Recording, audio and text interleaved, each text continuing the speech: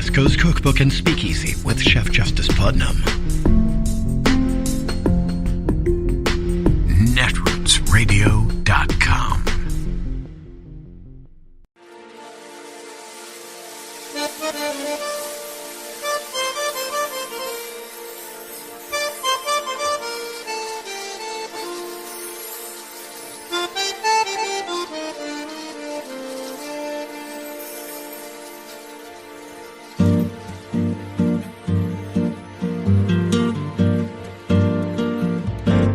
Je voudrais du soleil vert, des dentelles et des théières, des photos de bord de mer, dans mon jardin d'hiver.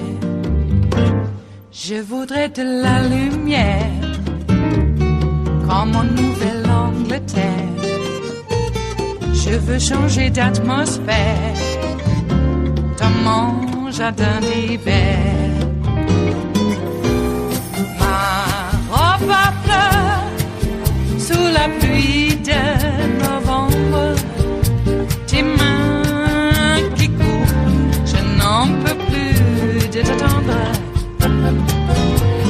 Les années passent, il est loin, là je tombe. Nul ne peut nous entendre. Je voudrais du Fred Astaire, revoir un latte. So we're just days away from the first public hearings from the January 6th committee. Members of the committee promising newly revealed information and promising to lay out the case for what led up to the insurrection. The committee has found evidence of concerted planning and premeditated activity. The idea that all of this was just a rowdy demonstration that spontaneously got a little bit out of control is absurd. You don't almost knock over the U.S. government by accident. So joining me now, CNN political analyst Carl Bernstein and CNN contributor and former Nixon White House counsel John Dean. Good evening, gentlemen. Good to see both of you. Carl, I'm going to start with you. The insurrection horrified America as it unfolded. But it has been almost a year and a half, and Americans are grappling with other big problems right now. How much pressure is on this committee to make their case in these hearings? A lot of pressure. They've got a standard to meet in the Watergate hearings, which was exceptional, partly by John Dean's testimony. Whether or not there's going to be a smoking gun witness, we don't know. What we do know, reporting, is that there is an awful lot of information that shows that the committee has an awful lot of evidence, really convincing evidence, of a conspiracy to have a coup in which the President of the United States, the sitting president, Donald Trump, would not permit his duly elected successor, Joe Biden, from taking office. And so what happened here? What does the committee know? The committee has a timeline, I'm told. The timeline shows that at 1 p.m., the only time under the law in the United States that the President of the United States can be elected by the electors, sitting and presided over by the Vice President of the United States. The object of this conspiracy, which extends to the President of the United States and his aides, according to some people on the committee and its staff, that the object was to keep that 1 p.m. vote from happening. And it was coordinated with the demonstrators who stormed the Capitol. One of the things that we see is Donald Trump didn't tell them to go home until after 4 or 5 o'clock in the afternoon, even though there were entreaties to him to please send them home, tell them to go home. He didn't do it. Why not? Could it be because the longer it got past 1 p.m., the more Trump knew, as his lawyers had told him, that he might be able to stage a coup that would keep him from leaving office. Very It's interesting. diabolical. It is truly diabolical, and the lawyers recommended it. John, following the insurrection, we saw the shocking video, like Senator Romney nearly walking toward the mob before being warned and then whisked away, right? And then the vice president being led away to safety. And of course, the scenes of that incredible violence. How can this committee remind people of the shock that they felt that day? I mean, they hired the former president of ABC News, James Goldston, to help produce the hearing. Well, I gather they are going to use some video, and that's a picture is worth 1,000 words. A moving picture, maybe 2,000 words. So I think that's one of the things, the tools they have, is to have pictures and to have testimony. Maybe some of the officers who were injured can explain the chaos they were confronted with and recapture that awful moment at the Capitol. But I'm sure that they will do it well, and it doesn't take much to leave a pretty lasting impression if anyone has forgotten what happened on that day. Yeah. I mean, just that moment there brings us back to what happened. So, John, sources tell CNN that the former president wants his allies to push back hard on whatever comes out of the hearing and his alleged role in the insurrection. What do you expect the counter narrative will be here? I think it'll be the witch hunt. That's been his standard go-to approach. It's gotten kind of boring, actually. He doesn't have much of a counter story. He once was very good at deflecting attention because it was so unusual for people to do the absurd things he was doing. Now he's become something of a regular act, and we expect it out of him. So I don't think there's a whole lot that he can do to distract, or that his surrogates and apologists can do. I think they'll try to get to the mics, but they'll not have much to say. And they aren't the story. They aren't the story that most Americans are really interested in. So, Carl, you and your Watergate reporting partner, Bob Woodward, have a new piece out. It's in the Washington Post. It's pointed to the similarities between Nixon and Trump. And I quote here, it says, both Nixon and Trump created a conspiratorial world in which the U.S. Constitution, laws, and fragile democratic traditions were to be manipulated or ignored. Political opponents and the media were enemies, and there were few or no restraints on the powers entrusted to presidents.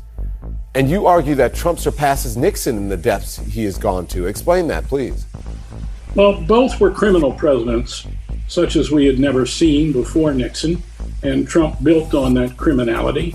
But what really has happened here is Trump is the first seditious president of the United States. It's an incredible notion, the idea that the president himself would stage a coup to undermine the constitutional transfer of power to his successor. Nothing close to this has ever happened in our history. Think of it. It's in authoritarian countries that such coups take place, not in the United States. No president has attempted anything like it. It is so audacious, so far toward undermining democracy itself, the most elemental part of our democracy. Both Nixon and Trump tried to undermine the electoral system, but only Trump tried to keep the transfer of power from happening. But there's one aspect to this hearing that we haven't talked about yet, and that's Liz Cheney. That she might be the real sleeper of this hearing. She has impeccable Republican and conservative credentials that the people of this country are going to get a look at. She knows that the committee has done its work. She knows that there has been a massive conspiracy that goes to the top of our government. She knows what happened here. She is going to help present the facts. I would say let's keep our eyes on her, on Liz Cheney, almost as we kept our eyes on Sam Ervin, the chairman of the Watergate Committee. But she has another thing going for her, as does the committee, and that is the fact her father was the vice president of the United States, reviled her father by the left, by the Democrats. And here she is leading the attack on her own party, which has said, we won't cooperate with this investigation.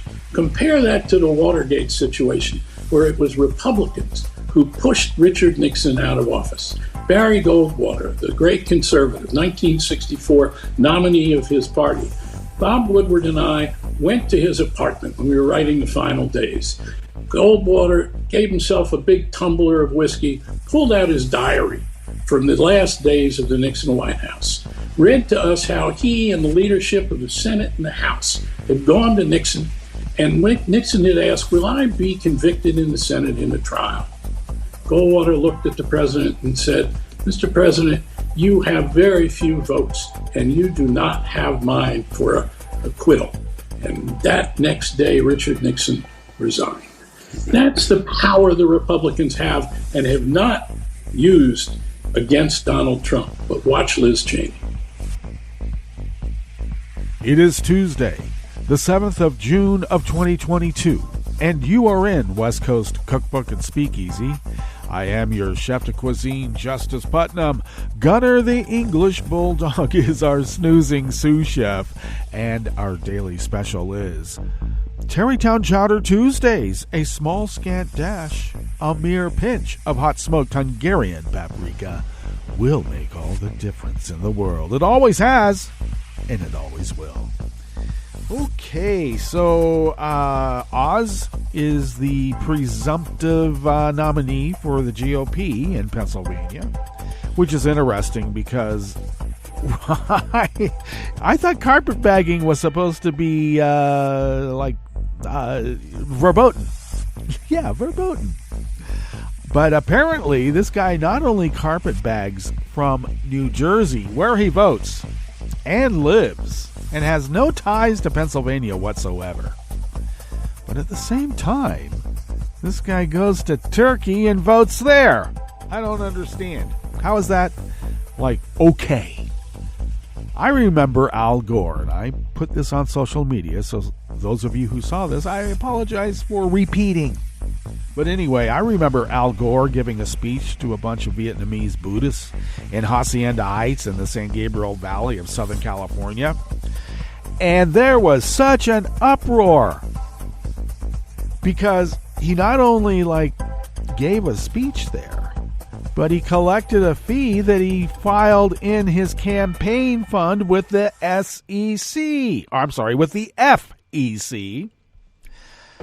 I mean, there's nothing illegal about it. They're American citizens. They just happen to be Asian and not Christian. And he got ran through the ringer by everybody and their uncle in the media.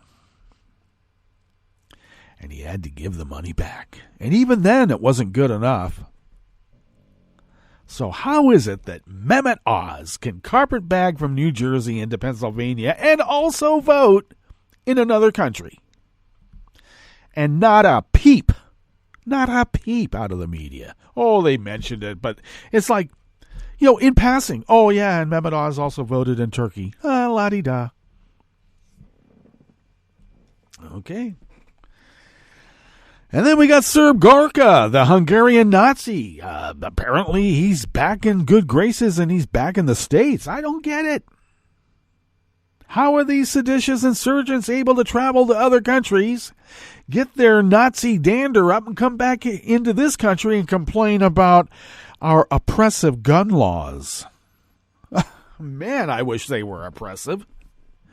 Might have a few more kids alive today. All right. Well, we have our work cut out for us, as I've mentioned before. Yeah. Speaking of work cut out for us, it looks like the California primary is underway. And vote for Karen Bass. Okay? Just do it. This Caruso guy, I don't know. He's out on an island. And he owns it, too. Yikes. He has all these celebrities endorsing him to be mayor of Los Angeles. And the celebrities don't live in Los Angeles. I don't get it. Man, oh, man. They want him to be mayor of Los Angeles, just not their mayor. Okay. Vote for Karen Bass, please. Okay, well, what else is up on the transom other than the fact that the war in Ukraine continues apace? Oh, I read just a part of an article by Vanderhoovel. I've had a bit of a problem with her for a few years, but she seems to be, I don't know, you tell me if I'm misreading this, but she seems to be taking Russia's side in this conflict.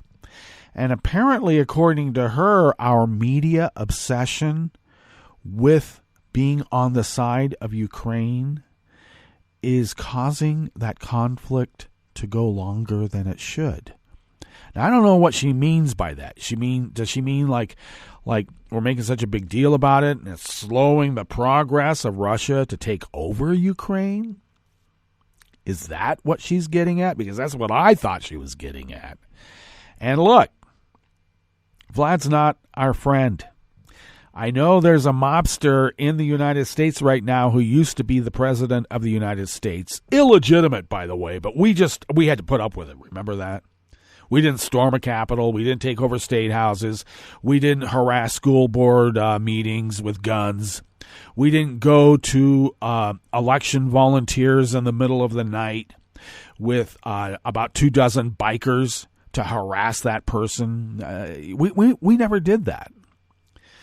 We just gutted it up, said, okay, he got elected, he's in the office, let's just make sure that we vote him out. And we did. And apparently, according to them, that's fraudulent. We had a fraudulent election. Everybody knew it was fraudulent. No, everybody knew it was absolutely a perfect, well, I wouldn't say perfect, but it was a legitimate election. Because we had some safeguards in there to make sure that the Russians weren't able to manipulate and, you know, if not actual votes, at least the hearts and minds of people. Okay. But now they're going to go in front of the January 6th committee and they're going to go in front of the DOJ and say, you can't charge me with a crime. You can't convict me of a crime because I actually believed in my heart of hearts that Joe Biden stole that election. Well, I always thought ignorance is no excuse. Why do they get to plead ignorance and get away with it? Yeah, I think it's because it starts with white and ends with nationalist. Maybe Christian in the middle of it right there, too. I think that has a lot to do with it. But we'll see. Charging Proud Boys and Oath Keepers with sedition is a big deal, considering that it is a hard charge to convict. And DOJ has tried that before, and DOJ got in big doo-doo because they weren't able to convict, even with all the evidence. Because, you know, there's jurors, you know, of their peers who probably think it's okay to blow up the Murrow building. 44% of Republicans say it's okay to have, well, you know, political violence to get our way. That was poo-pooed in the media, too. Yeah, you know, they mentioned it and stuff. Oh, look, 44% of Republicans say that it's okay to, like, use a gun to get your way in politics. And that's not terrorism. Unbelievable. Well, what's on the rest of the menu here? Because we could just go on a rant, but actually I have some personal business to attend to today, and that's ferrying my dear old mom to a few medical appointments and a very major one. She needs to get a cortisone shot that has been delayed because of the pandemic. Speaking of which, do not take off your masks. If you're out and about, wear those masks. Okay? St. Louis is already asking people to put on the masks, and I see Twitter feeds going, hey, no one's listening, you know, give it up. Yeah, that's exactly what the virus wants us to do. Give it up, and then we give up with a ghost. No, thank you. So continue wearing a mask, please. All right. And yes, I'm taking my mom for a cortisone shot for her degenerative hip that we thought maybe she would have a hip replacement, but now my sister and I and her primary thinks it might be a little iffy considering her age and health. But nonetheless, she's been in abject pain. I would say discomfort, but I mean pain. So she's finally getting this cortisone shot that's been delayed for way too long. And so that's good. But I'll be ferrying my mom around for that medical appointment and a few others too. So why don't we get right in here to what we have curated for you, because as soon as this is over, I got to run. Okay. On the rest of the menus, we begin here in the Bistro Cafe part of West Coast Cookbook and Speakeasy. And yes, Americans should keep their eye on Liz Cheney during the January 6 hearings because, I don't know if she's the smoking gun, but she knows where it is. On the rest of the menu, the DeSantis budget veto signals his intention to eliminate gun permitting in Florida and replace it with permitless carry. They are really the party of chaos, aren't they?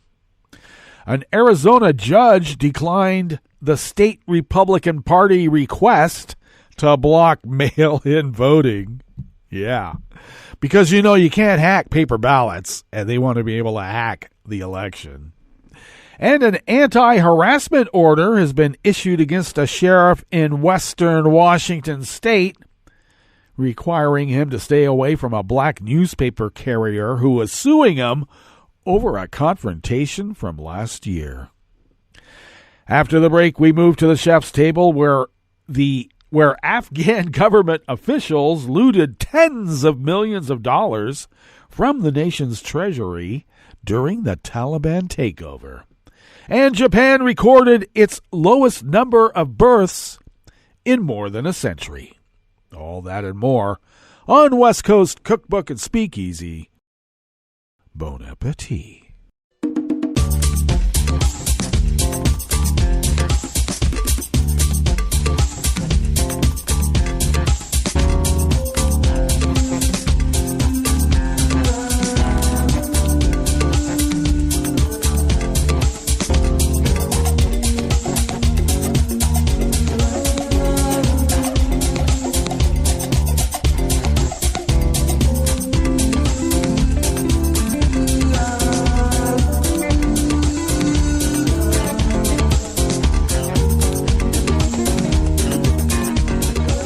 Near the bottom of our homepage at netrootsradio.com, to the right of the page is the chat room link, right by the social media scroll, by the way. And the chat room is monitored by Kelly Lincoln, who does so much more than just monitor the chat room. And thank you, Kelly, for everything that you do. If you out there in radio listening land would look across the page at our homepage at netrootsradio.com, to the left of that chat room link near the bottom of the homepage, you will find our link to our Patreon site. And if you could become a recurring Patreon of Netroots Radio, it really helps. If you could afford to send us what you might spend on an espresso-type coffee drink, even in these price gouging days they are calling inflation. Yeah, that's what it is. But anyway, if you could afford to send those funds to us once a month, it really helps us pay our bills. And that act in and of itself somehow allows us to fly under the radar so far and continue this powerhouse of resistance against, those dark forces out there, arrayed against not only the United States of America, but representative democracy worldwide, and we will not allow it to happen without a fight. All right. That's why we're Resistance Central. Okay, so send us money. We need it, and thank you for doing so. If you would like to follow Netroots Radio on Twitter, do so at Netroots Radio. Tom takes care of that and a hell of a lot more. Thanks, Tom, for everything that you do. Follow me on Twitter at Justice Putnam. I post the show notes and links diary, incidentally, on Daily Co's about 10 minutes before showtime. And then I really scramble to get that linked up on Twitter and other platforms that you know who they are. You do. Anyway, I try to get that out there, but sometimes it comes with the pod, which I'll mention in just a moment. Follow this show on Twitter at Cookbook West and pick up podcasts by way of Spreaker, Stitcher, TuneIn, iHeart, YouTube, iTunes, and really wherever podcasts can be found, and the deep archive of the Netroots Radio Library can be found at the Internet Archive at archive.org. Adrian Cole brings us this first offering here in the Bistro Cafe of West Coast Cookbook and Speakeasy, Tarrytown Chowder Tuesdays, and Adrian Cole writes for the American Independent. Florida Commissioner and Agriculture and Consumer Services Nikki Fried issued a statement on the 2nd of June registering her concern over DeSantis' veto of 83 new positions she had requested for her agency's division of licensing for owners of concealed weapons. The Florida Department of Agriculture and Consumer Services is responsible for issuing permits to carry concealed firearms or weapons, which are defined as, quote, a handgun, electronic weapon or device, tear gas gun, knife, or billy, end quote. The governor's denial of the request came along with a record number of vetoes of the $3 billion in items proposed for his 2022-2023 Freedom First budget, items largely inserted by Republican members of the legislature. Although cutting the number of personnel available to process firearms licenses could limit the number of licenses issued, the commissioner says that is exactly DeSantis' intention. Recently, DeSantis said that he intends to pass a permitless carry law in Florida before his term is over, and Freed believes that this goal is what his veto presages. If anyone needed proof that he still wants to enact dangerous, unlicensed open carry after weeks of horrific massacres across the country, Freed said, well, here it is. Open carry, or permitless carry, would allow an individual to carry a handgun with no firearms training and without a permit or a background check. It's the Wild West, folks, and they're on the East Coast. Freed is one of 6 Democrats running in the primary to be held on August 23rd. The winner will face DeSantis in the general election in November. Freed said her statement that she had prioritized improving the operations of the Division of Licensing to keep Floridians safe. Noting the high number of applicants for permits, she said that the division had completed background checks on every applicant, something my predecessor did not do.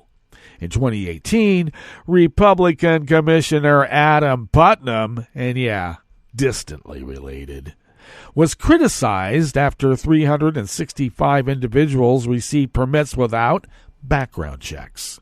According to Freed's statement, in the current fiscal year alone, the division has received over 300,000 applications, of which nearly 7,000 were rejected for ineligibility. During the time, the department also used its lawful authority and carried out its legal duty to suspend the licenses of more than 5,000 individuals for disqualifying offenses, including 35 individuals involved in the insurrection, and revoked 1,265 licenses. While the veto does curb government spending, a statement from the Commissioner's Office to the American Independent Foundation repeated and expanded upon Freed's claim that the governor's motivation was more likely his intention to eliminate firearms permitting.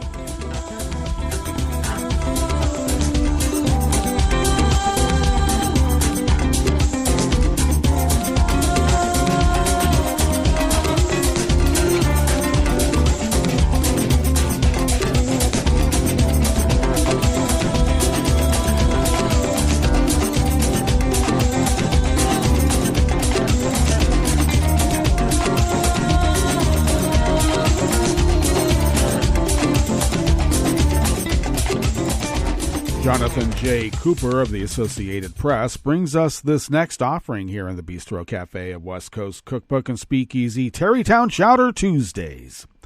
An Arizona judge yesterday, Monday, declined a request by the state Republican Party to block most mail ballots for the 2022 election, preserving the voting method used by the overwhelming majority of voters. Mojave County Superior Court Judge Lee Jansen ruled that nothing in the Arizona Constitution prohibits the legislature from allowing citizens to vote by mail. The case is the latest piece of a multi-pronged effort by the Arizona Republican Party and its firebrand chair, Kelly Ward, to roll back a system of no-excuse absentee voting that the GOP-controlled legislature has built since 1991. They pushed to require nearly everyone to cast a ballot in person on Election Day as Trump repeats the lie that he lost the election in 2020 because of fraud linked to mail ballots in Arizona and other battleground states. Arizona is among the states with the highest levels of mail voting, a system that has grown overwhelmingly popular with voters from both parties as well as independents.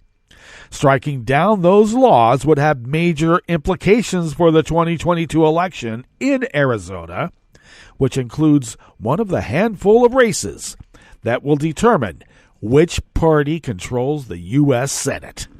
Attorneys for Ward and the GOP argue that voting by mail is inconsistent with the Arizona's Constitution's requirement for a secret ballot. Attorney Alex Clodine pointed to several clauses in the Constitution that he says, taken together, prove that the framers intended to ban mail ballots. Get out of here. Only the voters, not the legislature, can authorize mail voting by amending the Constitution, Clodine argued in court last week. Lawyers for state and county election officials, as well as state and national Democratic Party committees, said the vote-by-mail laws have plenty of secrecy safeguards built in, and the judges were appointed by former Republican Governor Jan Brewer agreed. The laws are far from perfect, and nobody anticipated 30 years ago that approximately 90% of Arizonans voters would vote by mail during a pandemic. But these laws are not in violation of the Arizona Constitution, Jansen wrote. Ward and the state GOP originally filed their lawsuit directly with the Arizona Supreme Court earlier this year, a highly unusual step. But the justices said it should go through a trial court first, and they would only consider it on appeal. They refiled the case last month in Mojave County, the most conservative county in the state, where Trump got 75% of the vote in 2020. Oh, you don't have to worry about fraud there now, do you? Republican Attorney General Mark Brnovich, who has earned Trump's ire for failing to move to more aggressively advance Trump's lies about the 2020 election, declined to defend the mail voting laws in court. Brnovich is running in a crowded GOP primary for U.S. Senate. With Brnovich on the sidelines, the law was instead defended by lawyers hired by Secretary of State Katie Hobbs, a Democrat, along with the Maricopa County Attorney's Office, which represented 7 county recorders. The Arizona Democratic Party and 3 National Democratic Party organizations also intervened to defend the law. The Arizona Republican Party said in a statement that it is exploring its next steps, including a possible appeal. We knew going in that asking a Superior Court judge to take it upon itself to strike down this unconstitutional system was a big ask. Only a Nazi would think representative democracy is unconstitutional.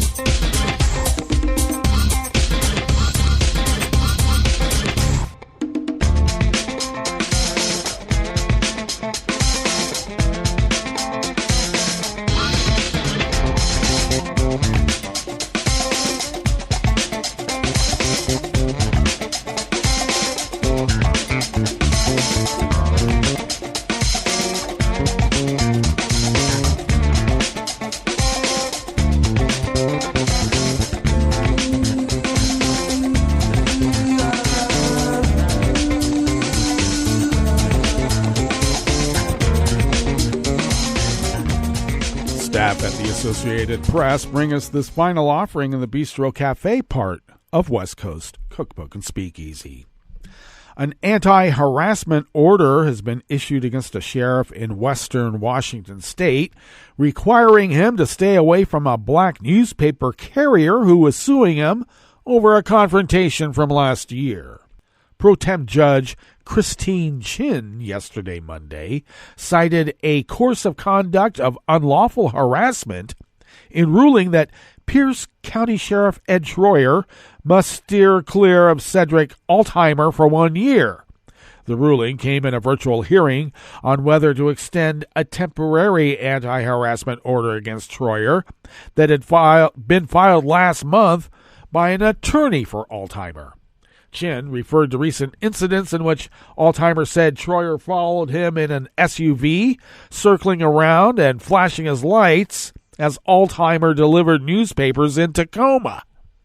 Altheimer testified under oath about the encounters, saying he was left fearful by the continued contacts with Troyer. Troyer did not come to the hearing, but then was summoned to appear by the judge. His attorney, John Sheeran, said Troyer would not offer testimony because of a criminal case pending against him. Sheeran disputed Altheimer's harassment claims, saying Troyer had encountered him only once since the 2021 incident, while checking on his elderly father, to whom Altheimer delivered a newspaper. Troyer has faced criticism and calls for his resignation over his early morning January 27, 2021 encounter with Altheimer, who was delivering newspapers on his regular route. Saying he believed Altheimer was acting suspiciously, Troyer followed him in his SUV, not identifying himself as law enforcement. The two wound up in a standoff, and Troyer called in a large police response, repeatedly telling an emergency dispatcher that Altheimer had threatened to kill him. Troyer backed off his threat claims upon questioning by the Tacoma police. Troyer has pleaded not guilty to misdemeanor criminal charges of false reporting and making a false or misleading statement to a public servant over the incident. He has called the charges brought by the state attorney general's office a politically motivated anti-cop hit job. All bad cops say that. A trial was originally set for July, but has been moved to October. An investigation commissioned by the Pierce County Council, conducted by former U.S. Attorney Brian Moran, found Troyer's conduct had violated policies on bias-free policing and other professional standards. Troyer, last year, also was placed on Pierce County's Brady List, a roster of law enforcement officers with credibility problems that could impact their ability to serve as witnesses in criminal cases. Okay, let's get to our break, and when we get back from that break, we will go through weather from around the world, and we will finish up with the stories that we've curated for you today. You are listening to West Coast Cookbook and Speakeasy, and we will be right back. You are listening to netrootsradio.com. Please hang up and try again.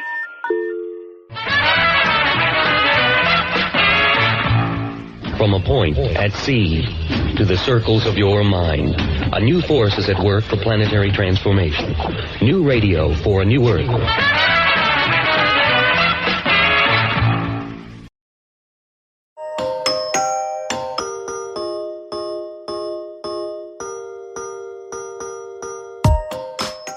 Hi, and welcome to COVID Quickly, a Scientific American podcast series. This is your fast-track update on the COVID pandemic. We bring you up to speed on the science behind the most urgent questions about the virus and the disease. We demystify the research and help you understand what it really means. I'm Tanya Lewis. I'm Josh Fishman. And we're Scientific American's senior health editors. Today, vaccines for the littlest kids may be almost here. And new evidence about long COVID shows who gets it most often and what the most common symptoms are. It's been nearly a year and a half since COVID vaccines were authorized for adults in the U.S., yet kids under 5 are still not eligible, even though testing in children began over 6 months ago. Could this be about to change, Tanya? Possibly. I can understand why many parents are frustrated. They've been told for months that a vaccine is right around the corner, but there have been some promising developments. Like what? Have there been good results from these tests? Just a couple of weeks ago, vaccine maker Moderna announced it was filing for emergency use authorization for its vaccine for kids ages 6 months to 6 years. And Pfizer recently announced in a press release that its vaccine was 80% effective at preventing symptomatic COVID in kids under 5, although they haven't made the data public yet. Does that get us any closer to getting a green light from the FDA, though? Well, SciAm contributor Charlie Schmidt asked experts about when we can expect a vaccine for the littlest ones, what the reasons are for the holdup, and more. The FDA's Advisory Committee for Vaccines is scheduled to meet June 8th, 21st, and 22nd to discuss making younger children eligible. Did Charlie get any inkling about what might happen in these meetings? He spoke with Arnold Monto, acting chair of the Advisory Committee, and an epidemiologist at the University of Michigan School of Public Health. Monto said the FDA could issue an EUA for kids within a day or two of those meetings, but, quote, there are no guarantees. One possibility is the committee could recommend authorizing the vaccine only for kids who are high risk or immunocompromised. But why not just authorize it for all the kids? Well, the FDA has a very high bar for approving new vaccines or other biological products for children. Kids already have a pretty low risk of serious outcomes from COVID, so the companies have to show that their vaccines do not cause other problems. So far, they haven't seen any serious safety issues, have they? No, most of the side effects have been mild and similar to those seen in older kids or adults. mRNA vaccines can cause side effects like fever, which may cause seizures in babies and young children. But Moderna and Pfizer have been able to achieve strong immune responses even at fairly low doses, which reduces these risks. And there haven't been any cases of myocarditis, the heart inflammation that occurred in rare cases among teenagers, mostly in boys. So the vaccines appear to be safe. That's good. But how effective are they? That's a great question. Much of the initial data has actually come from looking at the immune response to the vaccine. In other words, the level of so-called neutralizing antibodies produced in people who are given it. By comparing these levels to levels seen in older kids or adults who had good protection against getting COVID, you can extrapolate that protection to young kids. This is known as immunobridging. Okay, so that's looking at parts of the immune system and how they behave. What about real-world effects, though? Did the vaccines lower infection rates in kids? For actual efficacy data, Pfizer has only announced data on about 1,700 kids, showing an efficacy rate for 3 doses of about 80.3%. Moderna reported a lower efficacy rate of 37 to 51% for its 2-dose vaccine in kids under 6. Whether or not that will clear the FDA's bar remains to be seen. Ah, interesting. That's kind of a big spread in efficacy. Is the FDA waiting to evaluate Moderna's data until Pfizer's data is in? That's been a point of contention. Politico reported that the agency was holding off on reviewing Moderna's submission until Pfizer's was in, but the FDA Commissioner Robert Califf told Andy Slavitt, President Biden's former senior advisor for COVID response, on his In the Bubble podcast, that there is, quote, no reason for the FDA to wait to review it. Pfizer expects to submit its data by the time the FDA's advisory committee meets in June, so they may end up reviewing both Pfizer's and Moderna's data at the same time. And like lots of worried parents, we will be watching that closely. It's becoming clear that acute COVID isn't the only consequence of the disease. Long COVID, symptoms that drag on, is a real problem. 2 new reports shed some light on who gets it and what it looks like. There's still no strict definition of long COVID, Tanya. But estimates are that between 10 to 30% of infected people will have at least one symptom, a real disabling problem that afflicts them at least a month after they've cleared the virus, and sometimes for half a year. Often they have several symptoms. I saw a new CDC report that said 1 out of 5 infected people could develop long COVID. What are the most common problems? According to a new study, what affects people most often is serious fatigue, the kind that exhausts you after walking from one room in your house to another. Then there's trouble catching your breath, loss of smell, headaches, insomnia, and memory trouble.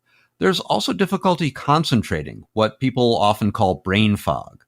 This list comes from new research published in the Annals of Internal Medicine, and it's the first report from a long-term study being done by the National Institutes of Health. These people were all assessed 6 weeks after testing positive for the virus. Are a lot of these people older? Because age seems to make people more vulnerable to COVID. Advanced age actually doesn't seem to be a big risk factor, Tanya. In fact, people aged 39 to 50 are most likely to be diagnosed with post-COVID conditions. That fact comes from a huge analysis of private health insurance claims done on more than 78,000 people collected by a nonprofit group called Fair Health. They did find that women were more likely than men to have long-lasting problems, didn't they? About 60% compared with about 40%? Yes, they did. One other big finding was that severe disease wasn't a risk factor. 3/4 of these people hadn't been hospitalized, so you can have a mild case and still suffer months later. One of the problems long COVID patients have is that this isn't an easy condition to diagnose. Is there any new info on that? The study really confirmed that difficulty. The NIH team put people in their study through blood tests, lung tests, heart tests, and a lot more, and they didn't find a lot of abnormalities. Now, that means the condition is real, but the tests themselves aren't good enough. It's a warning to doctors not to dismiss patients, not to say it's in your head or anything like that. Physicians need to work hard to find tests and treatments because this population is growing as the pandemic continues, and they need help.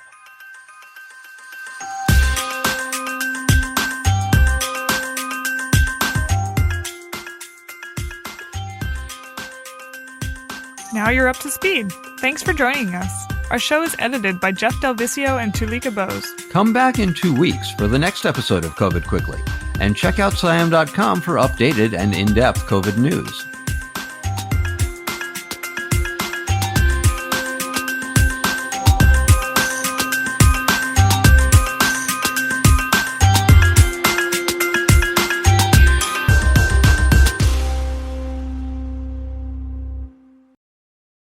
Hi, it's Tom. Could we humbly suggest your donation to netrootsradio.com? All we've got to run this 24-hour powerhouse of progressive resistance radio is what comes out of our own wallets. And you are our biggest donor. And it doesn't take much, $3, $5. Just go to the bottom of our netrootsradio.com page and hit our secure donate button. Heck, you can even make a recurring contribution. So donate what you'd like at the bottom of our netrootsradio.com's homepage. Because you are our biggest donor. netrootsradio.com. Together, we are Resistance Radio.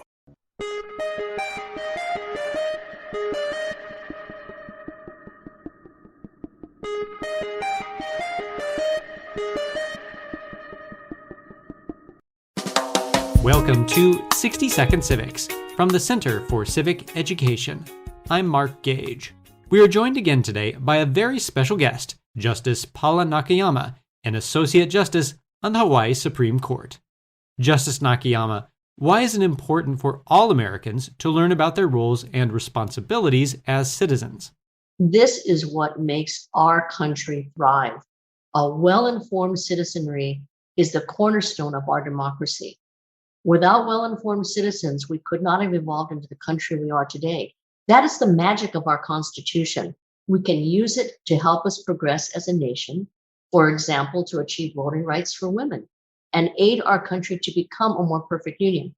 It is through learning about roles and responsibilities that all of us help the evolution of the United States. Thank you so much for joining us today, Justice Nakayama.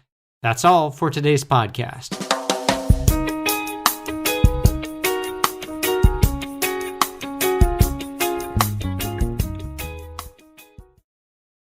We all are hurting.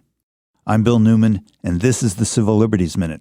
That was the beginning of a headline of a recent Associated Press story about the killings at Robb Elementary School in Uvalde, Texas, where, on May 24th, an 18-year-old gunman shot dead 19 children and 2 teachers. The headline continued, "Mourners say goodbye to Uvalde teacher, husband."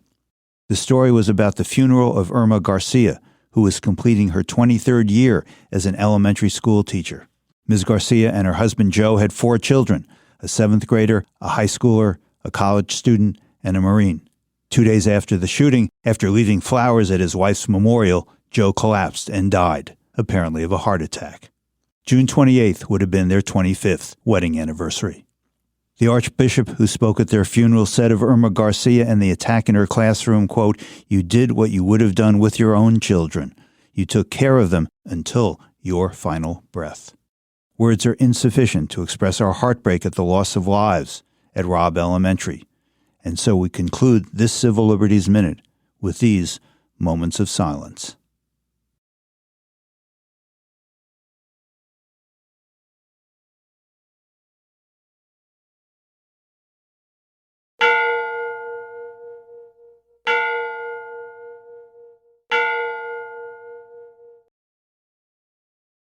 I'm Rick Smith, and this is Labor History in 2.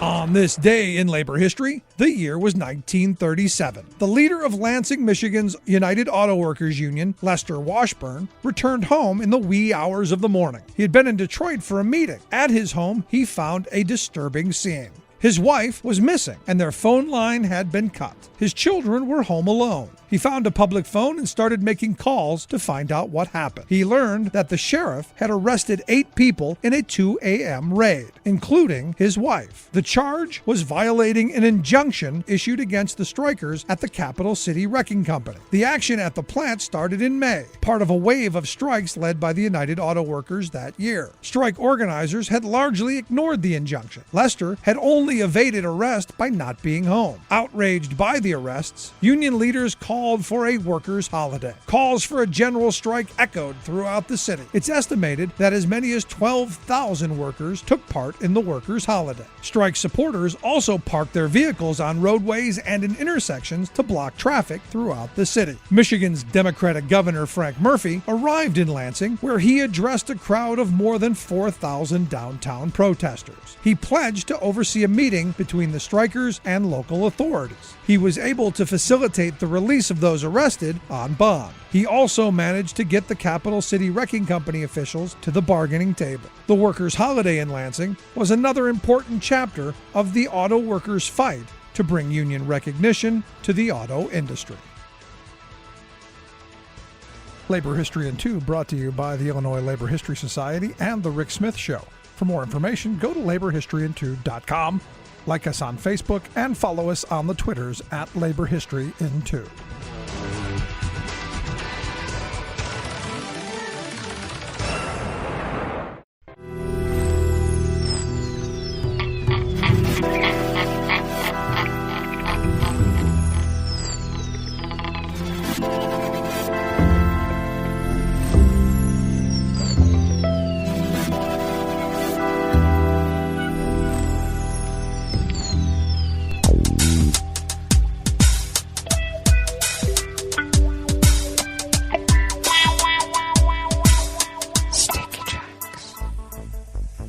Thank you for accompanying us here to the chef's table at West Coast Cookbook and Speakeasy Tarrytown Chowder Tuesdays.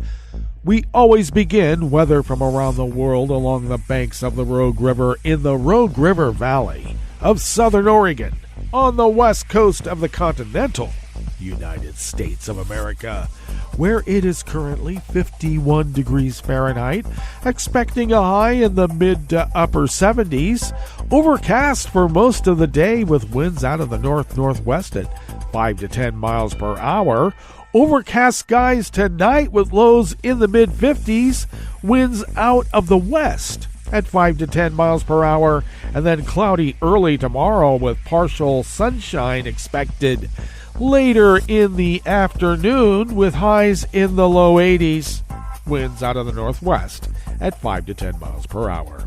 Confirmed cases of coronavirus, of course, have not been updated since Friday, but since Friday, our totals stand at 445,050 confirmed cases of coronavirus infection, with 544 confirmed deceased.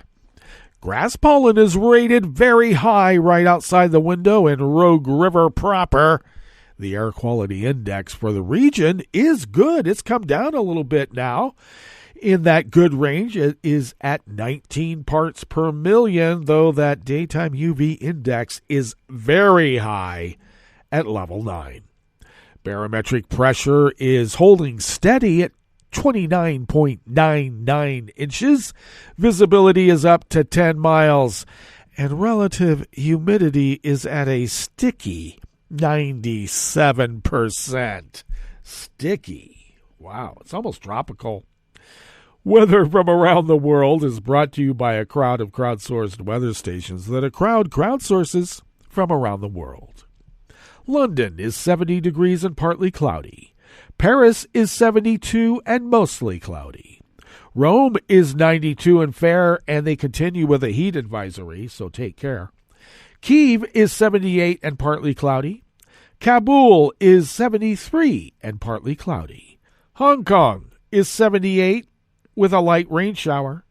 Tokyo is 60 degrees and cloudy. Sydney, Australia is 50 degrees and clear. San Francisco, California is 55 and partly cloudy. And New York is 75 degrees Fahrenheit and partly cloudy. And that is weather from around the world, brought to you by a crowd of crowdsourced weather stations that a crowd crowdsources from around the world.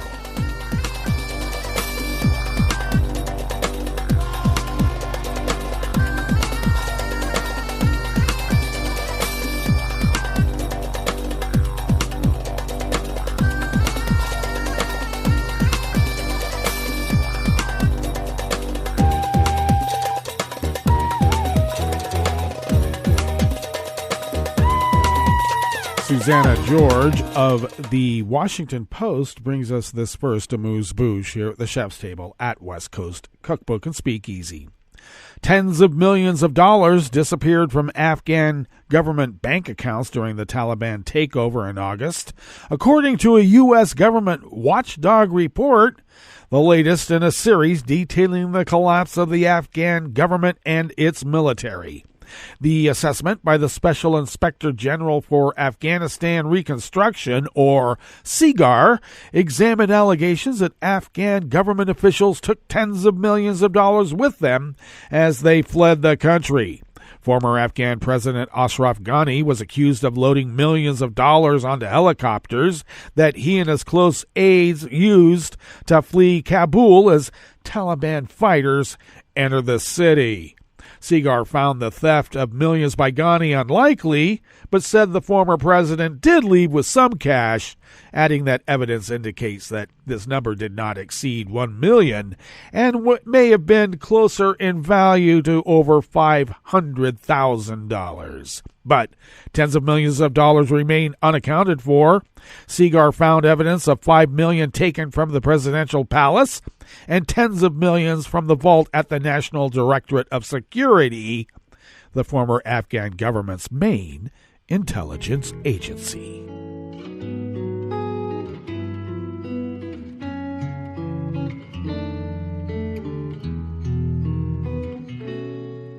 Je te donne c'est mon amour pour la vie entière. La promesse de me trouver à tes genoux. Aussitôt que tu m'appelles, rester toujours fidèle. C'est tout, c'est tout. Je te donne tous mes printemps, mes étés de mer. Mes automnes, quand les feuilles tombent partout. Si ce n'est pas une bonne affaire, je te donne tous mes hivers. Claire Parker of the Washington Post brings us this final amuse-bouche here at the chef's table at West Coast Cookbook and Speakeasy. In 2021, Japan recorded its lowest number of births in more than a century. The figure is sure to stoke anxieties over the ongoing implications of population decline, a longtime subject of hand-wringing in the country's policy circles and political discourse. The decline in births marks a 3.5% decrease from the previous year. The fertility rate decreased for the 6th year in a row, and the rate is the fourth lowest on record. That's compared with a rate of 2.4 worldwide in 2020, the latest year for which the World Bank has published global data. An official with the Ministry of Health, Labor, and Welfare said that the decline in fertility rate last year was the result of decreases in the number of women of childbearing age, as well as the fertility rate of women in their 20s.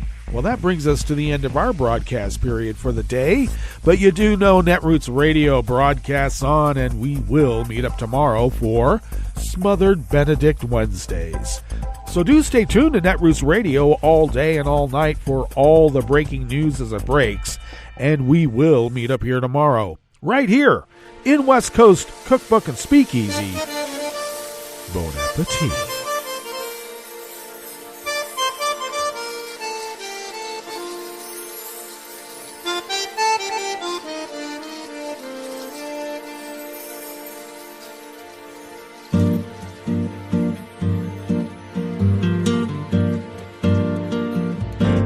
Je voudrais du soleil vert, des dentelles et des théères, des photos de bord de mer, dans mon jardin d'hiver. Je voudrais de la lumière, comme en Nouvelle-Angleterre. Je veux changer d'atmosphère, dans mon jardin d'hiver. Robe à fleurs, sous la pluie de novembre, tes mains qui courent, je n'en peux plus de t'attendre. Les années passent, qu'il est loin, là je tombe. Nul ne peut nous entendre. Je voudrais du Fred Astaire, revoir un latte Goël. Je voudrais toujours te plaire dans mon jardin d'hiver. Je veux déjeuner par terre, comme au long de golfe clair, t'embrasser les yeux ouverts dans mon jardin d'hiver.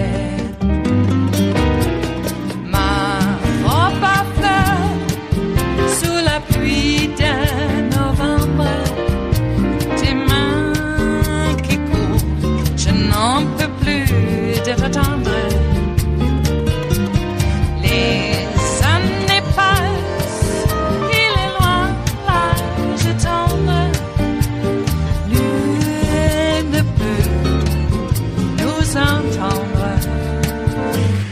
Ba-da-da-dum-di-da-dum. Ba-da-da-dum-di-da-dum.